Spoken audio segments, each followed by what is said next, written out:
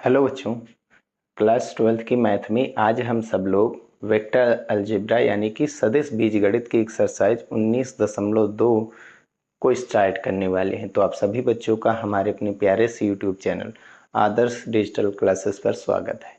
तो ये जो एक्सरसाइज है, इसके पहले जो 3 क्वेश्चन है वो टोटल के टोटल फिजिक्स पर आधारित है। फिजिक्स का जो हमने वेक्टर चैप्टर पढ़ा था हम सब लोगों ने कक्षा 11 में पिछले साल, उसी पर आधारित है। ठीक है, चलिए शुरू करते हैं। तो सबसे पहले हम सब लोग कुछ बेसिक चीजों को जान लेते हैं। वेक्टर में बताए भी थे कि अगर कोई, हमने कक्षा 12 में भी ये चीज पढ़ा है, एक वेक्टर ए लेते हैं सदिश क्षेत्रफल या क्षेत्रफल वेक्टर, तो सदिश राशि में 2 चीजें होती हैं। पहला, एक तो उसका परिमाण और दूसरी एक उसकी दिशा। एक कैप को प्रायः एन कैप लिखते हैं। एन का मतलब होता है नॉर्मल, और किसी के ऊपर अगर कैप लगाएंगे, किसी के भी ऊपर अगर कैप लगी तो वो हमेशा किसके बारे में बताता है? दिशा के बारे में बताता है। किसके बारे में बताता है? दिशा के बारे में बताता है। क्लियर? तो अभी तक जैसे आई कैप, जे कैप, के कैप पढ़ा है ना। तो ये आई कैप एक्स अक्ष की दिशा बताता था, जे कैप वाई अक्ष की, और के कैप जेड अक्ष की दिशा के बारे में बताता था, है ना। तो इस यही सब चीजें इसमें ध्यान देनी है। अब अच्छा, कैप निकालने के लिए तरीका क्या है? ये माड होता है ना, ए का परिमाण होता है। अगर हमको ए कैप निकालना है, देखिए ए कैप, एन कैप क्या होता है? ये पृष्ठ है, इसका लंब बाहर या तो अंदर, किसी भी सदिश का, किसी भी पृष्ठ का लंब जो होता है वही उसका क्षेत्रफल सदिश कहलाता है। ठीक, वही होता है ए कैप यानी एन कैप की दिशा। ए कैप की वैल्यू अगर निकालेंगे तो ये मॉड ऑफ ए कहाँ आ जाता है? बटे में। ये चीज तो बताया गया था, किसी भी सदिश का को अगर यूनिट वेक्टर में चेंज करना है, अर्थात इकाई सदिश में, मात्रक सदिश में, ठीक है, चेंज करना है, तो उस सदिश को उसी के परिमाण से भाग करा दीजिए। फिर उस सदिश का मान कितना हो जाएगा? 1 हो जाएगा। कितना हो जाएगा? 1 हो जाएगा। यहाँ पर जिनके भी ऊपर कैप लगा होगा उनका मान हमेशा 1 होगा, और वो उस सदिश की दिशा बताएंगे। जैसे ए कैप वेक्टर ए की दिशा के बारे में बताता है। ठीक है, अब कुछ और देख लेते हैं। जैसे पिछले साल पढ़ा गया रैन और मैन प्रॉब्लम, न्यूमेरिकल इसके बारे में पढ़ा गया था। प्रॉब्लम मतलब न्यूमेरिकल्स। ठीक, क्या होता था कि अगर हमको ए की वेलोसिटी चाहिए बी के रिस्पेक्ट में, तो हम क्या करते थे? ए की वेलोसिटी में से बी की वेलोसिटी को घटा देते थे। फिर से समझिए, यहां बी क्या है? यहां बी से एक बी मान लीजिए वो है जहां से हम चीजों को ऑब्जर्व कर रहे हैं, खड़े होकर के देख रहे हैं। यानी बी पर खड़े होकर के हम ए को देख रहे हैं। ए हुआ यहाँ पर, मान लीजिए कोई गति कर रहा है, सापेक्ष गति जिसके बारे में कहा गया। हम बी पर खड़े होकर के ए को देख रहे हैं, तो इसका मतलब इसको हम लिख सकते हैं V A minus V B. Clear बात? ऐसे भी समझ लीजिए, वर्षा हो रही है यानी कि रैन की वेलोसिटी हमको देखनी है, और किसके रिस्पेक्ट में? मैन के रिस्पेक्ट में। यानी एक व्यक्ति है, वो रैन को देख रहा है गिरते हुए, तो ये क्या हो जाएगा मान? वी आर एम मतलब V R minus V M हो जाएगा। ये वी आर मतलब रैन की वेलोसिटी में से मैन की वेलोसिटी को घटा देंगे। ठीक है, प्लस में हो चाहे माइनस में, वो तो अलग बात है। रैन की वेलोसिटी में से मैन की वेलोसिटी घटा देंगे। एक बात याद रखिए, यहाँ पर मैन के रिस्पेक्ट में यानी कि व्यक्ति के रिस्पेक्ट में वर्षा की जो है वेग देखा जा रहा है, कितनी तेजी के साथ वर्षा हो रही है। तो ये है, ये वो वस्तु है, ये वो पॉइंट है जहां से हम खड़े होकर के वर्षा को गिरते हुए, पानी को गिरते हुए देख रहे हैं। ठीक है, तो पानी कितनी स्पीड से गिर रहा है माइनस उस समय व्यक्ति की स्पीड क्या है। अगर वो विरामावस्था में है तो उसका वेग 0 हो जाएगा, अगर वो गति कर रहा है तो वहाँ पर उसका हम वेग लिख देते हैं। क्लियर? ये चीज़ हम सब लोगों को क्वेश्चन नंबर 2 में मिलने वाला है, 3 में भी मिलने वाला है। ठीक, चलिए हम पहले क्वेश्चन नंबर 1 की बात कर लेते हैं। क्या कह रहा है, एक आयत ABCD की 2 आसन्न भुजाएं AB तथा BC की लंबाइयां 8 तथा 6 मीटर हैं। बिंदु A पर रखे एक पिंड पर AB, AC तथा AD के अनुदेश 3, 5, 4 न्यूटन के बल लगे हैं। परिणामी बल का मान तथा दिशा। तो एक आयत है ABCD,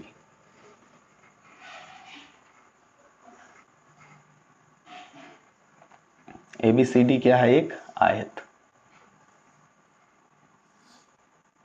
ABCD एक आयत है, ठीक है, जिसमें AB और BC की लंबाइयां दी गई। AB और BC क्रमागत होनी चाहिए। 8 मीटर और BC कितने मीटर है, 6 मीटर। ठीक, फिर आगे AB, AC और AD के अनुदेश, AB और AC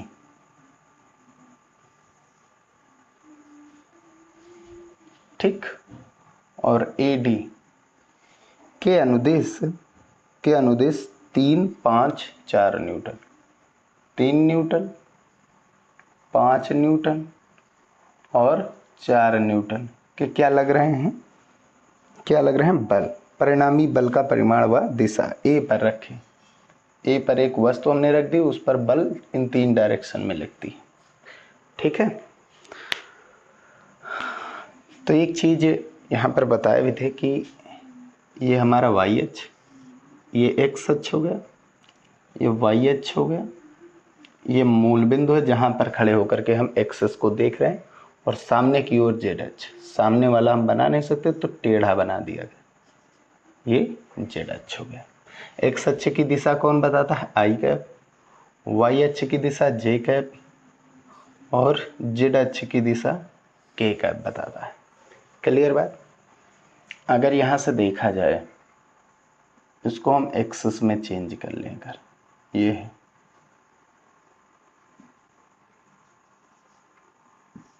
ये हमारा x अक्ष हो जाएगा, ये हमारा y अक्ष हो जाएगा। तो हम AB वेक्टर बराबर कितना निकाल सकते हैं, या इसको हम नाम दे रहे हैं F1 वेक्टर, और ये हमारा हो गया F2 वेक्टर, ये हमारा हो गया F3 वेक्टर। क्लियर? तो F1 वेक्टर कितना है हमारे पास, 3, ये किस ओर लग रहा है, 3 हो गया परिमाण 3 न्यूटन, और दिशा किसकी ओर है, x अक्ष, और x अक्ष की दिशा कौन बताता है, i का कामा। F2 कितना हो जाएगा, F2 वेक्टर कितना, देखो F2 का मान कितना है, 4 न्यूटन, और क्योंकि ये किस ओर लग रहा है, y एक्सिस की ओर, तो ये y अक्ष की दिशा कौन बताता है, y अक्ष की दिशा j कैप बताता है। F3 वेक्टर कितना है, F3 वेक्टर का परिमाण कितना है, 5, लेकिन इसकी दिशा किस ओर है ये पता नहीं है। तो सबसे पहले हम क्या करेंगे, इसकी दिशा को पता करेंगे।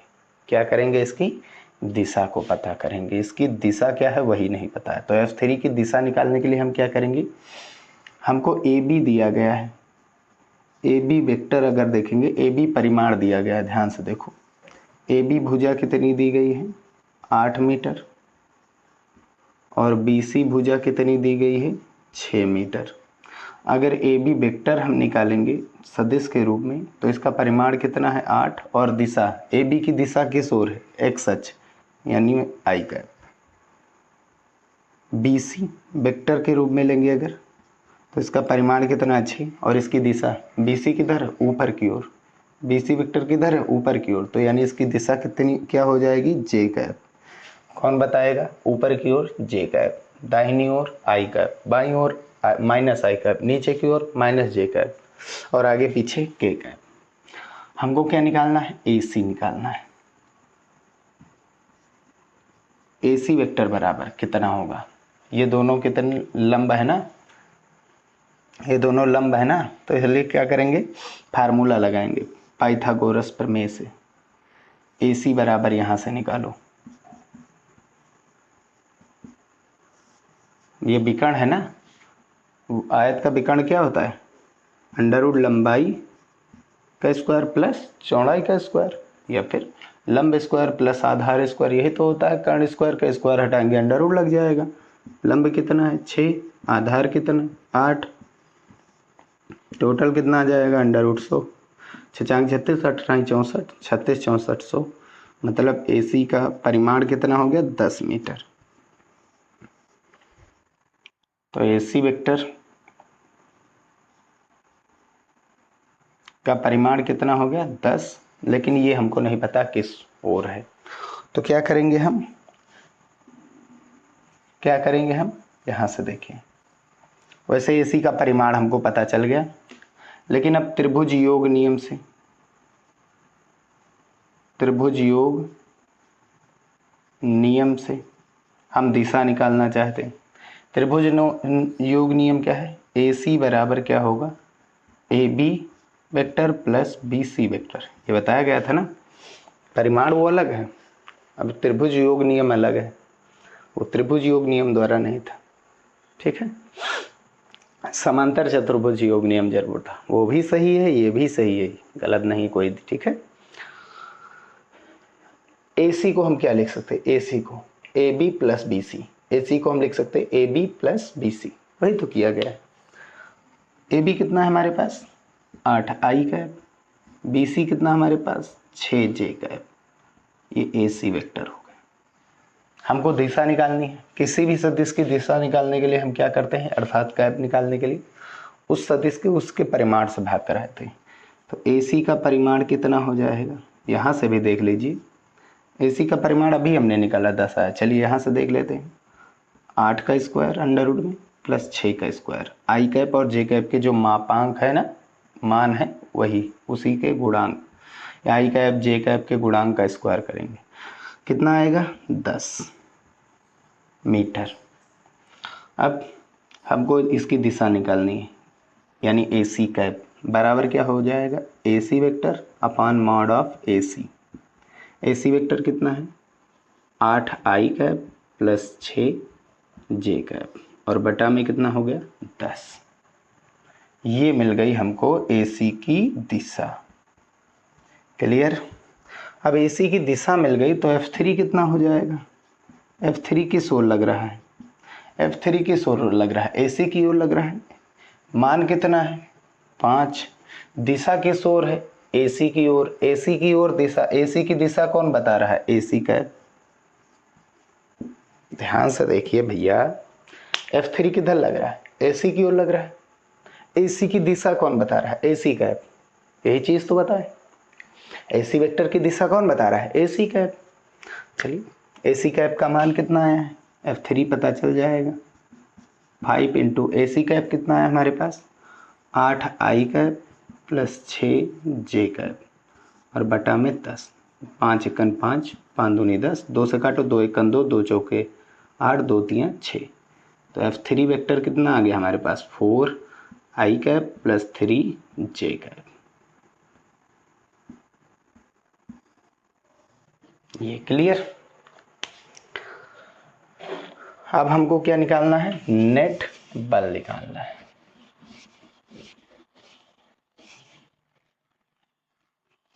ठीक है, अब हमको पता चल गया मान। अब F1 की भी दिशा हम जान गए हैं, F2 की भी दिशा और F3 की भी दिशा जान गए हैं। अब हमको क्या निकालना है? अब निकालना है A पर कितना बल लग रहा है और उस बल का परिमाण कितना है। A पर कितना बल लग रहा है और उस बल का परिमाण कितना है। तो नेट बल A पर कितना लग रहा है? A पर नेट बल,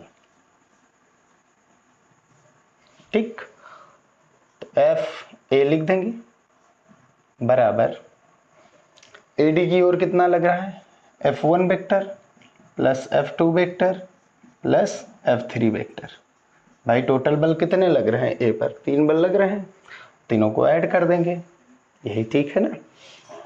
F1 कितना था हमारे पास 3i कैप, F2 कितना आया था हमारे पास 4j कैप, प्लस F3 कितना आया था 4i cap plus 3j cap. Solve कर लेते हैं, ये कि टोटल कितने आई कैप 7, ये टोटल कितने j कैप 7। क्लियर। अब इसका परिमाण निकालना है,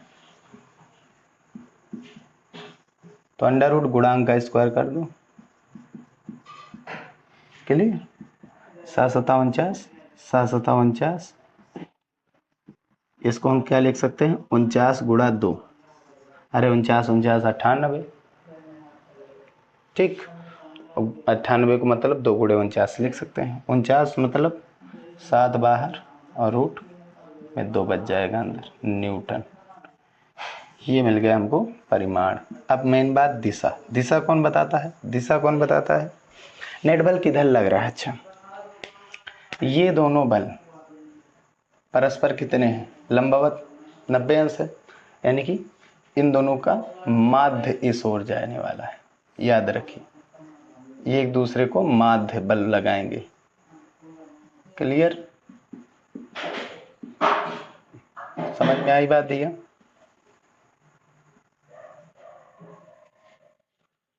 ये दोनों, थोड़ा इसको कम करो, थोड़ा इसको ज्यादा, नेट बल इधर जाएगा।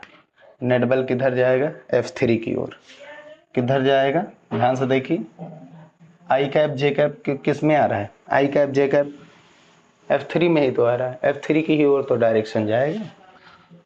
तो दिशा बताने के लिए हम क्या यूज करेंगे, tan अल्फा। हमने मान लिया ये आधार से कितना कोण बना रहा है, अल्फा। आप चाहो तो ऊर्ध्वाधर F2 से भी बता सकते हो, आप चाहो F1 से भी बता सकते हो।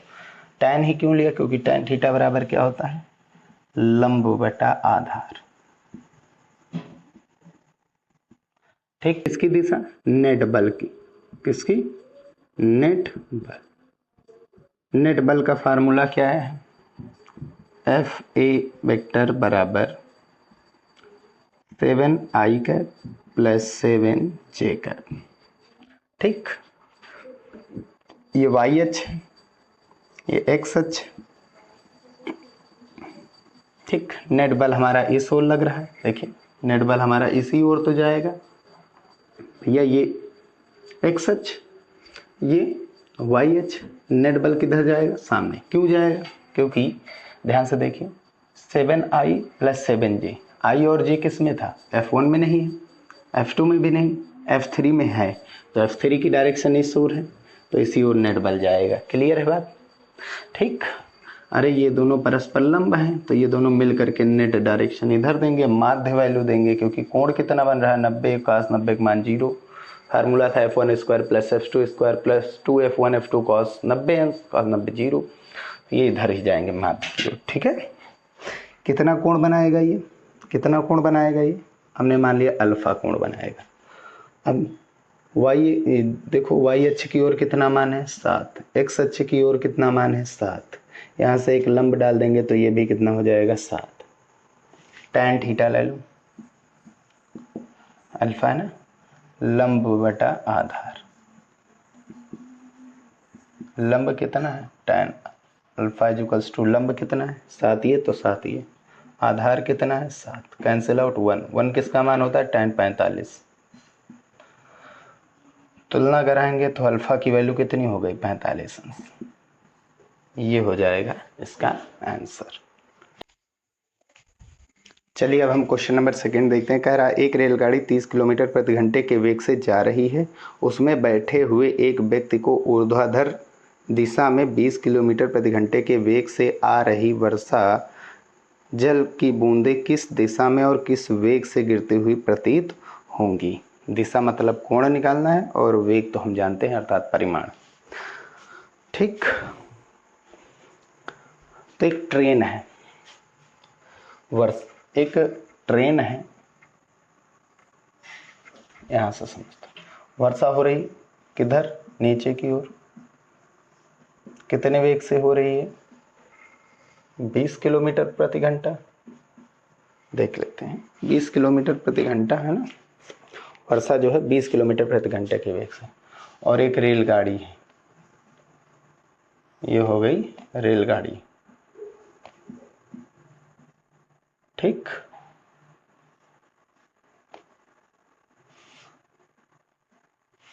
ये किधर जा रही है? सामने की ओर। कितने किलोमीटर प्रति घंटे से? 30 किलोमीटर प्रति घंटे से। तो इसमें जो व्यक्ति बैठा हुआ है, ये मान लीजिए खड़ा हुआ है व्यक्ति इस डिब्बे में,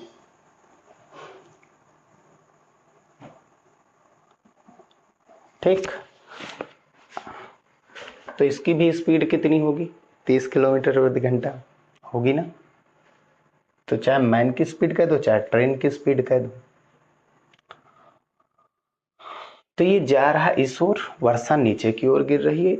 इस व्यक्ति को वर्षा किस ओर दिखाई देगी गिरती हुई? तो वर्षा नीचे की ओर गिर रही है, मतलब माइनस का 20 जे कैप हो जाएगा। ये किसकी वेलोसिटी है? रेन की वेलोसिटी, ठीक। अरे भैया क्या पढ़ा गया है? X Y Z. अभी हम एक्स वाई ही पढ़ रहे हैं, जेड की बात छोड़िए। एक्स अक्ष की डायरेक्शन कौन बताता है? आई कैप। वाई अक्ष की डायरेक्शन कौन बताता है? जे कैप। ये ऊपर है, लेकिन बारिश कहाँ हो रही है? बारिश कहाँ हो रही है? नीचे की ओर। ऊपर की ओर जे कैप होता है। अब हमको किधर बारिश दिखा रही? नीचे की ओर, यानी कि मान दिशा बदल जा रही है। दिशा बदलेगी जैसे तुरंत हम माइनस चिन्ह जोड़ते हैं। ट्रेन की स्पीड क्या है? किसकी स्पीड? ट्रेन की। ट्रेन की या मैन की स्पीड क्या है? कितनी है? 30। ये मान हो गया। दिशा किस ओर गति कर रही? एक्स एक्सिस की क्षैतिज गति कर रही ना, बाएं दाएं ऐसे जा सकती है। एक्स एक्सिस की दिशा कौन बताता है? आई है। अब हमने अभी बताया था कि वी ए बी वेक्टर क्या होता है, बराबर V A vector minus V B vector. यही होता है सापेक्ष वेग। क्या सा वेग? सापेक्ष। ये है जहाँ से बैठ करके, ये ऐसा बिंदु भी ऐसा है, ये वो है कि वहाँ से हम बैठ करके एक या वेग देख रहे हैं या ए को गति करता हुआ देख रहे हैं, ठीक। बी पर बैठ करके ए को देख रहे हैं, बी पर बैठ करके ए को देख रहे हैं। तो वी ए बी बराबर V A minus V B होता है। यहाँ पर हम किस में बैठ करके देख रहे हैं? किसको? ट्रेन में बैठ करके पानी को गिरते हुए देख रहे हैं। किस में बैठ करके? ट्रेन में।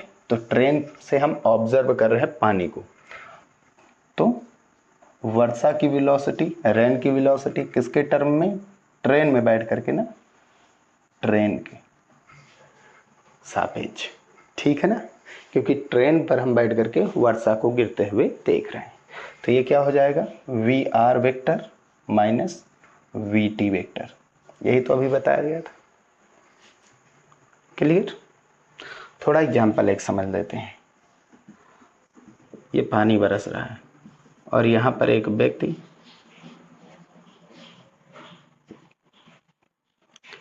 खड़ा हुआ है, ठीक। खड़ा हुआ है यानी कि इसका मैन का जो वेग है वो 0 और वर्षा जो स्पीड से गिर रही है वो 30 किलोमीटर मान लेते हैं, 30 किलोमीटर प्रति घंटे की स्पीड से गिर रही है। ये किसकी स्पीड है? रेन की। और मैन की स्पीड 0। अब सापेक्ष। अब कौन देख रहा है? व्यक्ति। किसको गिरते हुए देख रहा है? पानी को। तो पानी की वेलोसिटी यानी रेन की वेलोसिटी किसके टर्म में कौन देख रहा है, कौन ऑब्जर्व कर रहा है? मैन। क्या हो जाएगा? V R minus V M. जो देख रहा है उससे इसे घटाएंगे, जहां से देख रहा है उसी से घटाएंगे। तो कितना आ जाएगा? 30 माइनस 0 बराबर कितना आ जाएगा? 30 किलोमीटर प्रति घंटा। लेकिन एक चीज है, अगर इसको ध्यान से देखा जाए, सदिश रूप में लिखा जाए तो वी आर किधर आ रहा है? नीचे की ओर। तो इसकी वैल्यू क्या हो जाएगी? माइनस। क्लियर है ना बात? अगर आदमी इधर की ओर जाता तो इसका मान आई कैप माइनस में, इधर की ओर जा रहा है तो आई कैप प्लस में, ऊपर की ओर जा रहा है जे कैप प्लस में, नीचे की ओर आ रहा है जे कैप माइनस में। क्लियर है ना। तो ये माइनस का, यानी कि व्यक्ति नीचे पानी को गिरते हुए देखेगा। अगर खड़ा हुआ है तो पानी किधर गिर रहा होगा, नीचे की ओर। ठीक, ये होता है। इसी से समझेंगे, अगर ट्रेन में बैठ करके, यानी कि अगर व्यक्ति साइकिल से चल रहा होगा या ट्रेन में बैठ करके जा रहा होगा, तब उसको वर्षा कैसे दिखाई देगी गिरती हुई, वो चीज़ बतानी है। तो वी आर कितना हमारे पास, वी आर मतलब रैन की वेलोसिटी कितनी है, रैन की वेलोसिटी ये देखिए -20 जे का माइनस वी टी, ट्रेन की वेलोसिटी कितनी है 30 आई का। ठीक, ये बन जाएगा किसकी, रैन की स्पीड किसके सापेक्ष, ट्रेन के सापेक्ष। अगर हम ट्रेन पर बैठ करके पानी को गिरते हुए देखेंगे तो हमको कुछ वेलोसिटी ऐसी दिखाई देती हुई। अभी चित्र बनाएंगे, समझ में आएगा। सबसे पहले इसका परिमाण निकालते हैं।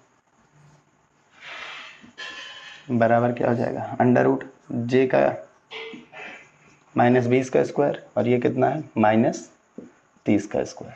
ठीक, मापांक वैल्यू है, प्लस में ही आएगी, स्क्वायर की वजह से प्लस हो जाएंगे। तो ये कितना हो जाएगा, 400 हो जाएगा, और ये कितना हो जाएगा 900, नहीं टोटल 1300।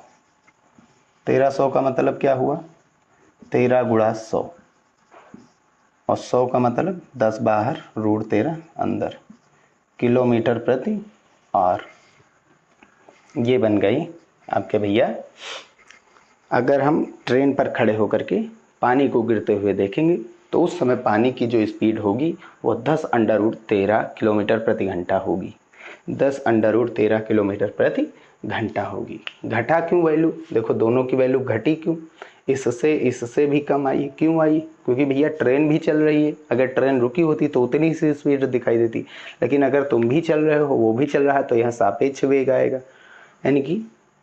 यानी कि कैसे, अगर इसको एक्सेस में चेंज करेंगे, दिशा की बात करेंगे, तो ये एक्स अक्ष हो गया, वाई अक्ष हो गया। ट्रेन पानी किधर गिर रहा है, नीचे की ओर, पानी किधर गिर रहा है, नीचे की ओर, यानी कि माइनस का 20। ठीक, जे कैप होता है, आप जे कैप जोड़ दीजिए। और ट्रेन किधर जा रही है, सामने की ओर।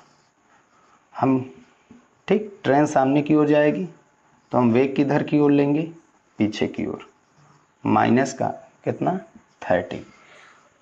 ठीक, इस यहाँ से मतलब देखो, जे कैप किसका है -20, वाई -20 किधर होता है, नीचे।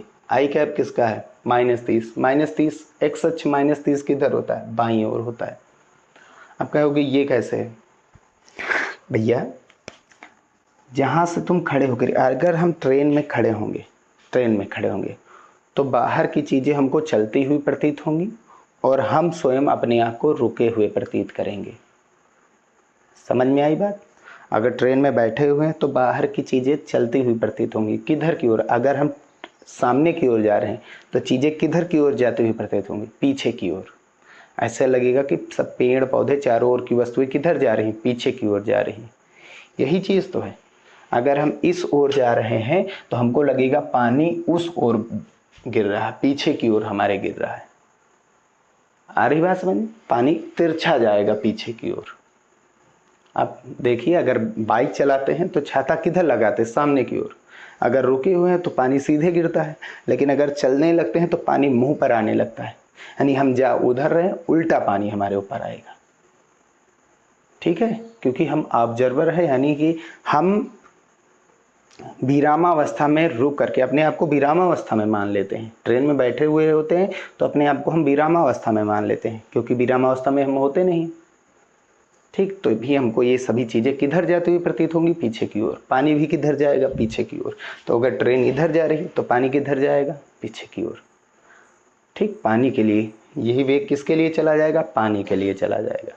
ये चीज़ याद रखिए। ठीक है, यही वेग किसके लिए चला जाएगा, पेड़ के लिए। हम जा इधर रहे, हम अपना जो है वेग दूसरे को दे देंगे, वो भी ऋणात्मक मान में। ठीक, अगर हम चीज़ों को ऑब्जर्व करेंगे तो नेट किधर आएगा, ये हो जाएगा नेट। भाई एक को थोड़ा कम किया, दूसरे को थोड़ा बढ़ाया गया। ठीक, अगर ये कोण थीटा है तो इधर से देखेंगे ये कोण भी कितना हो जाएगा, थीटा हो जाएगा। तो आधार से ही कोण निकाला जाता है। दो कोण निकाले जा सकते हैं, अल्फा भी निकाला जा सकता है। ये अल्फा है तो ये भी क्या हो जाएगा, रुक जाइए,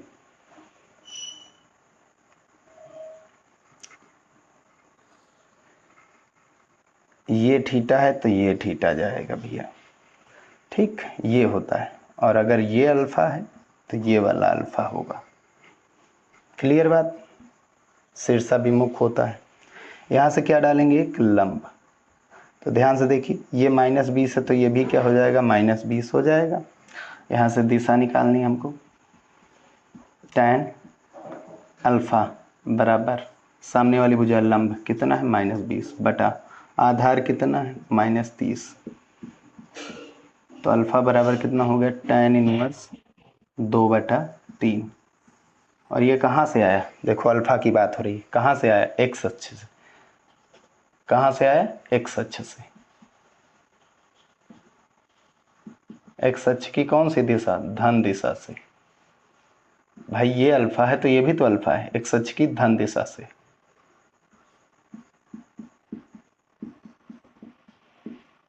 ये सामने इधर की ओर, ये भी वेक्टर हो जाएगा। क्लियर बात। यही आंसर दिया गया। आप चाहे थीटा भी निकाल सकते हैं, tan थीटा बराबर, थीटा निकालेंगे तो यहाँ से एक लंब डालेंगे तो वो 30 है तो ये भी 30 हो जाएगा। लंब अब की बार ये आधार, लंब बटा आधार, तब की बार कितना हो जाएगा, 3/2 tan इनवर्स। तो दोनों वैल्यू सही है, ठीक, आंसर दोनों कोण सही। क्लियर। ऐसे होने वाले हैं ये क्वेश्चन। नेक्स्ट क्वेश्चन देखते हैं। चलिए अब हम क्वेश्चन नंबर 3 की बात करते हैं। एक व्यक्ति पूर्व दिशा में 8 किलोमीटर प्रति घंटे के वेग से उड़ रहा है, ठीक। उसे यह प्रतीत होता है कि हवा उत्तर दिशा से आ रही है, ठीक है। जब वह अपना वेग दोगुना कर देता है तो हवा उत्तर पूर्व की ओर आती प्रतीत होती है। तो हवा की दिशा और तथा वेग ज्ञात कीजिए। ध्यान दीजिए, जब व्यक्ति उड़ रहा था, किस दिशा में उड़ रहा था, ये चीज देखते हैं। सबसे पहले डायरेक्शन को बता देते हैं। ये ईस्ट, सामने ईस्ट कर सकते, कोई दिक्कत नहीं, चलिए ऊपर ईस्ट कर दे रहे हैं। ईस्ट, वेस्ट, नॉर्थ, साउथ, ठीक है। व्यक्ति किधर उड़ रहा है, इस ओर उड़ रहा है, ठीक।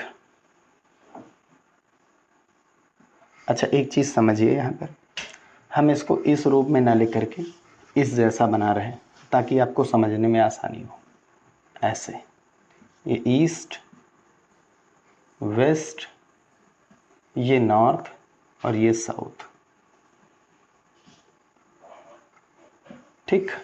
ऐसे बना रहे समझने के लिए, आसानी से समझ में आएगा, ठीक। व्यक्ति किधर उड़ रहा, व्यक्ति किधर उड़ रहा, पूर्व की ओर, पूर्व दिशा में उड़ रहा, ठीक। कितने वेग से उड़ रहा है, 8 किलोमीटर प्रति घंटे के वेग से उड़ रहा है। तब व्यक्ति को हवा किस ओर आती हुई प्रतीत हो रही, उत्तर दिशा से इसकी ओर आती हुई प्रतीत हो रही है। यही चीज बताया गया है, ठीक। ये पॉइंट मान लिया O है, पॉइंट O से A तक इसका वेग कितना था, 8 किलोमीटर प्रति घंटा, ठीक है। लेकिन जब A पर पहुंचा तो व्यक्ति ने अपनी स्पीड बढ़ा करके कर दी कितनी, 16 किलोमीटर प्रति घंटा। अब तो जो हवा ऐसे आ रही थी, ऐसे, भाई हवा की तो स्पीड बदलेगी नहीं, स्पीड किसकी बदलेगी, हमारी, ठीक है। सापेक्ष वेग बदलता है। अगर मोटरसाइकिल को धीमे चलाओगे तब भी हवा उतनी ही तेजी चलेगी, अगर तेज बढ़ाएंगे तो फिर सापेक्ष वेग बदलता है। तुम्हारा वेग बदलने के कारण उसका विरोध ज्यादा हुआ, ठीक। तो सापेक्ष वेग बदला, हवा का तो उतना ही वेग होगा। हवा का वेग अगर x यहाँ पर है तो x यहाँ पर भी होगा, लेकिन इसकी दिशा बदल जाएगी। यही चीज तो बताया गया। अब जो दिशा है वो किधर से आकर के लगेगी, भैया क्या बताया गया है कि जब वह अपना वेग दोगुना कर देता है, देखिए 8 से कितना हो कर दिया, 16, तो हवा उत्तर पूर्व की ओर आती हुई प्रतीत होती है। हवा किस ओर आती प्रतीत होती है, उत्तर पूरब, उत्तर पूरब, ऐसे आती हुई तिरछी, ऐसे आती हुई प्रतीत होती है, क्लियर बात? कितने दो एंगल बनेंगे, एक ये बनेगा और एक ये बनेगा। अगर ये थीटा है तो ये कितना आएगा 180 माइनस थीटा। क्लियर है ना बात? अब बात समझिए, यहाँ पर एक चीज़ समझिए, ध्यान देना है बस, वही बस आंसर आ जाएगा तुरंत। एक व्यक्ति पूर्व दिशा में 8 किलोमीटर प्रति घंटे के वेग से उड़ रहा है एकदम, किधर? पूर्व दिशा में ऐसे उड़ता हुआ जा रहा है, ठीक है। उसे आभास होता है कि हवा उत्तर दिशा से आ रही है, हवा उत्तर दिशा से आ रही है, ये आभास होता है। लेकिन आभास कब होगा? अच्छा ये याद रखिए, ये 8 किलोमीटर प्रति घंटे के वेग से ऐसे ही जा रहा है, ठीक, उड़ रहा है, यानी ऐसे उड़ रहा है, जैसे कौवे उड़ते हैं पंख उड़ा करके फिर ऐसे उड़ते हुए चले जाते हैं, ऐसे ऐसे। वैसे ही मान लीजिए एक व्यक्ति है ऐसे उड़ता हुआ जा रहा है, ये तभी उड़ पाएगा जब इधर से भी कितनी वेलोसिटी से हवा चल रही होगी, कम से कम 8 किलोमीटर प्रति घंटा। अगर इससे ज़्यादा हवा हुई तो व्यक्ति सीधा स्थायी स्थिर नहीं उड़ पाएगा। अगर इससे कम हवा हुई, ध्यान दीजिए, अगर 8 से कम हवा चलेगी तो व्यक्ति किधर की ओर भागेगा? उत्तर की ओर भाग सकता है।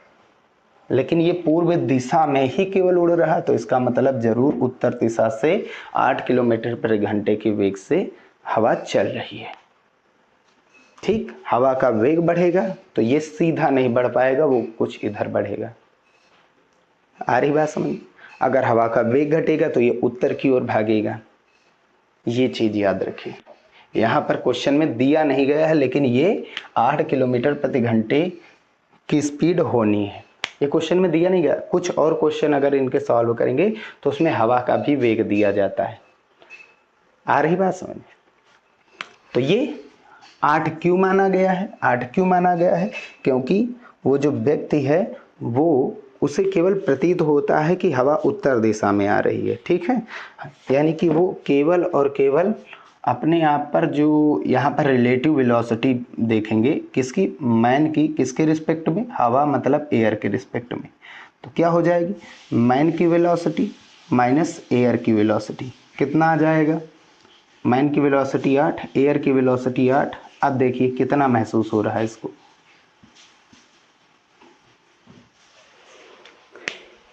कितना महसूस हो रहा है? आभासी वेग कितना आ रहा है? 0, यानी कि वो सीधा ही भागता हुआ जा रहा है, उससे वो इधर उधर मुड़ेगा नहीं, वो पूर्व दिशा में ही जा रहा है। लेकिन आगे के केस में समझिए, अगर व्यक्ति अपनी स्पीड 2 गुना कर दे, तो एक चीज़ याद रखिए, अगर स्पीड 2 गुना करेंगे तो दो चीज़ें, या तो हवा की दिशा बदलेगी और या तो हमारी दिशा बदलेगी। लेकिन इस क्वेश्चन में बताया गया कि व्यक्ति पूर्व दिशा में ही जाएगा, उड़ेगा, तो इसका मतलब हवा की दिशा बदलेगी, व्यक्ति की दिशा नहीं बदली। या तो भाई व्यक्ति की दिशा बदलेगी, ऐसे हवा सीधी ही आएगी, हवा सीधी ही रखो, व्यक्ति की दिशा बदलो, भाई स्पीड बढ़ाएंगे दिशा बदल जाएगी। लेकिन अब जो यहाँ पर किसकी स्पीड? मैन की स्पीड किसके सापेक्ष? हवा के सापेक्ष कितनी होगी? Vm minus Va। Vm यानी मैन की स्पीड कितनी है? 16 माइनस एयर की स्पीड कितनी है? एयर की स्पीड तो उतनी ही रहेगी, केवल क्या बदला है? एयर की दिशा बदली है, ठीक है। क्या बदली है? दिशा बदली है। तो ये 8 वैसे ही रहेगी, कितना बचेगा? 8 किलोमीटर प्रति घंटा। तो सापेक्ष वेग कितना आया? व्यक्ति का सापेक्ष वेग कितना रहेगा? 8 ही का तो रहेगा, 8 घटा देगा नहीं हवा की दिशा बदल रही है, यानी 8 तो घट जाएगा भाई। 8 था तो सीधा उड़ रहा था, अभी भी सीधा उड़ रहा है, यानी कि ये वाला 8 इस वाले 8 को खत्म किया, एक्स्ट्रा 8 ही तो दिशा बदल रहा है। कहने की बात ये है, 16 आया, 16 का 8 जो है इसको स्थायी पूर्व दिशा में हवा घुमाएगी। लेकिन जैसे ही थोड़ा बढ़ाओगे, या तो हवा का रुख बदलेगी या तो तुम्हारा रास्ता बदलेगा। तो इन्होंने हवा का रास्ता बदला है, तुम्हारा रास्ता सेम है पूर्व दिशा में, यानी हवा का रास्ता बदल गया। क्लियर हुई बात। हवा का रास्ता बदला तो कितना बदला, यही क्वेश्चन में पूछा गया। हमारे अगर जो ये भी क्वेश्चन पूछ सकता था कि हमारी दिशा कैसे बदली, हवा का रुख बदल रहा है ये चीज बता रहे हैं, लेकिन हमारा रुख बदल रहा है ये चीज नहीं बताना है हमको, नहीं तो हम हमारा वाला लेकर के चलते। ठीक, तो यहाँ पर 8 क्यों आया सापेक्ष वेग, क्योंकि 8 ये जो सीधी वाली थी, यहाँ पर देखिए सीधा उड़ने के लिए कितना रिलेटिव वेलोसिटी चाहिए 8, यहाँ पर भी ये वाला 8 इस वाले 8 को खत्म कर दिया तभी ये सीधा उड़ रहा है, ये वाला 8 इस 16 को कम करके कितना बनाएगा 8, तभी ये सीधा उड़ेगा। लेकिन अब हवा इसको अलग महसूस होगी। तुम्हें अभी अब हवा किधर की ओर, उत्तर की ओर लग रही थी, लेकिन अब स्पीड बढ़ाओगे तो हवा तुमको उत्तर से पूर्व की ओर दिखाई देगी लगती हुई। क्लियर है बात।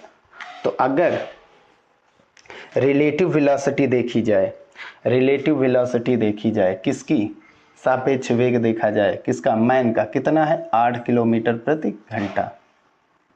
ठीक, ये किसका है, मैन की वेलोसिटी किसके सापेक्ष, हवा के सापेक्ष। ठीक है, और हवा की वेलोसिटी कितनी है 8 किलोमीटर प्रति घंटा। ये हवा की दिशा ऐसे, हवा चल ऐसे रही है लेकिन व्यक्ति को महसूस तिरछा हो रही है। तो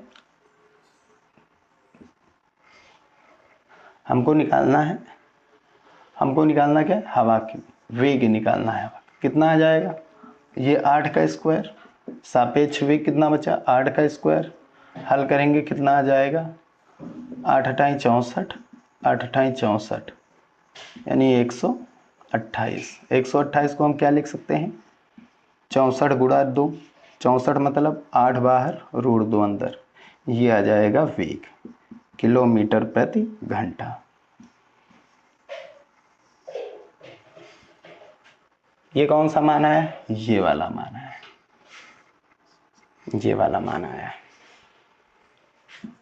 इधर से जाएगी तो कितना आएगी 8√3 किलोमीटर प्रति घंटा। यही चीज़ तो हमको बताना था, यही चीज़ तो हमको बताना था। यही दो मान पता है, ये दो मान पता है, ये दो मान पता है, तो ये मान पता चल नहीं जाएगा।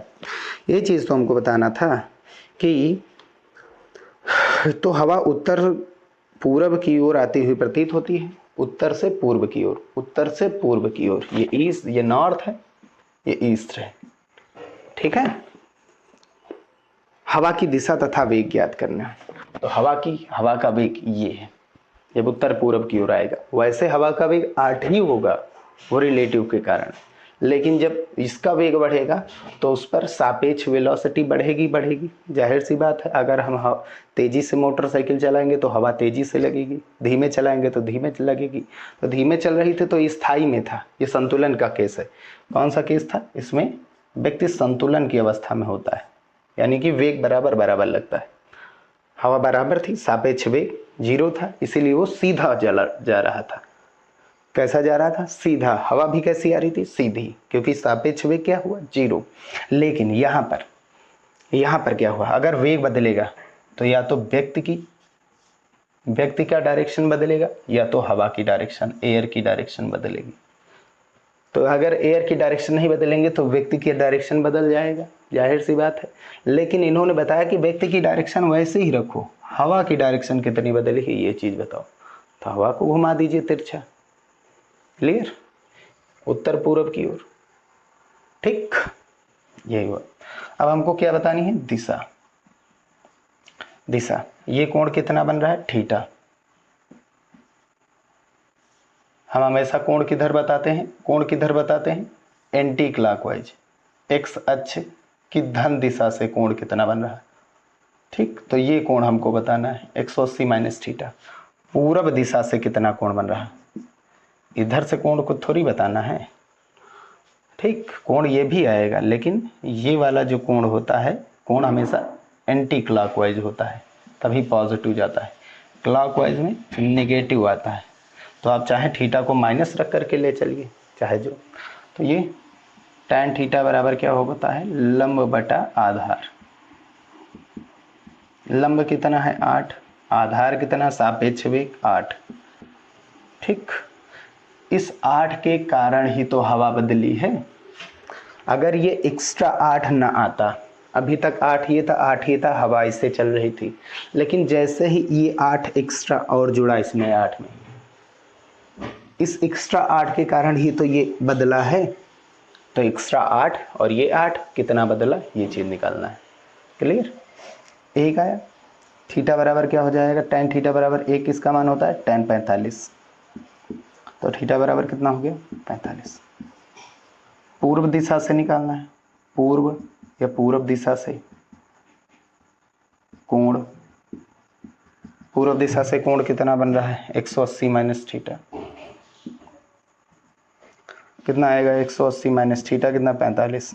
कोण कितना बनेगा, 135। आप यहाँ से भी निकाल सकते हैं, यहाँ से भी निकाल सकते हैं। ये जो कोण लिया जाता है ये माइनस में लिया जाता है, ये क्लॉकवाइज है, एंटी क्लॉकवाइज प्लस में आता है, ये प्लस में आता है। ये आप चाहें तो थीटा माइनस में रखेंगे तब भी 135 आएगा। ठीक है, तो ये था तीसरे क्वेश्चन का सॉल्यूशन। ठीक है, बस हम 3 क्वेश्चन ही यहाँ पर बताए थे। वीडियो लार्ज हो रहा है, नेक्स्ट वीडियो में हम आगे के क्वेश्चंस को सॉल्व करेंगे। वीडियो यहीं समाप्त करते हैं। वीडियो पसंद आया हो तो उसे लाइक जरूर कीजिएगा। मिलते हैं नेक्स्ट वीडियो में।